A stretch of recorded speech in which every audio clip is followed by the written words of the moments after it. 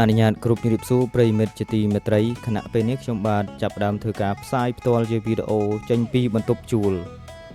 នៅក្នុងវីដេអូនេះខ្ញុំបាទមកប្រាប់អ្នកទាំងអស់គ្នាអំពីរបៀបនៅក្នុងការធ្វើការ clone voice ឬក៏បង្កើត voice សំឡេង model នៅក្នុង Suno AI ដើម្បីយើងអាចយកទៅ cover ឬទៅច្រៀងដើម្បីកុំឲ្យវាជាប់ copyright តោះដើម្បីកុំឲ្យខាតពេលយូរយើងចូលមកកាន់ account Suno របស់អ្នកទាំងអស់គ្នាចឹងមកបន្តមកទៀតបងប្អូនគ្នាចុចកន្លែងពាក្យ create ហើយបន្តទៀតបងប្អូនគ្នាចុចលើពាក្យ voice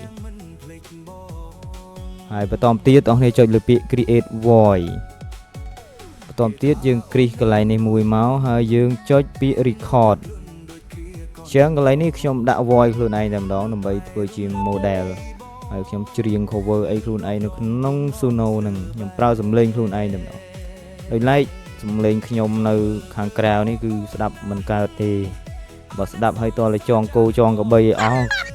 បើមិននឹងនេះផ្អើលតិចទីអស់ហើយប៉ុន្តែខ្ញុំឆ្ងល់ថានៅពេលដែលវាចូលនៅក្នុង Suno AI ហ្នឹងសំឡេងបរោះម៉េះ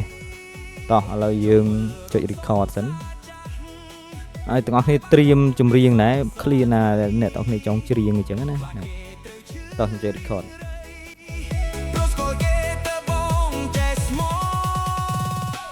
ម្សិលមិញនៅស្នេហ៍ថ្ងៃនេះអូនប្រែជាស្អប់អ្វីត្រឡប់ឲ្យទ្រុងចុកចាប់រៀងរេចង់ឲ្យផ្កាយនៅលើមេជួយសួរពាក្យនាងទេស្រីព្រោះចិនចង់រៃនឹកស្រីតែម្នាក់ឯងរៀងមកអូខេ well done អញ្ចឹងយើងបន្ទាប់ពីនឹងមកយើងចុចស្ដាប់មិនស្ដាប់ទេពិបាកស្ដាប់ខ្ញុំចុច use voice តែម្ដងទៅអញ្ចឹងឲ្យយើងនិយាយតាមពាក្យនេះ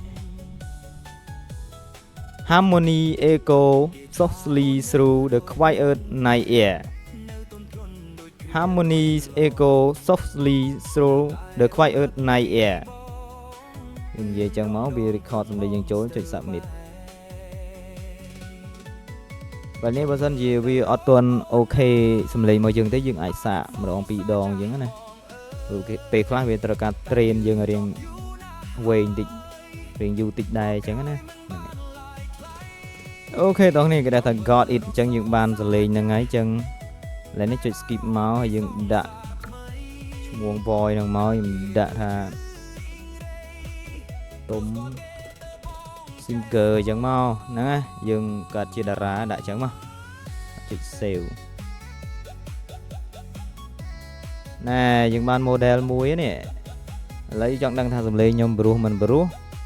ខ្ញុំនឹងប្រាប់អ្នកនរគ្នានៅក្នុងវីដេអូបន្ទាប់ខ្ញុំនឹងបង្កើតបទចម្រៀងមួយបទឲ្យដាក់ voice ខ្ញុំចូលតែម្ដងបាទអរគុណច្រើនបាទ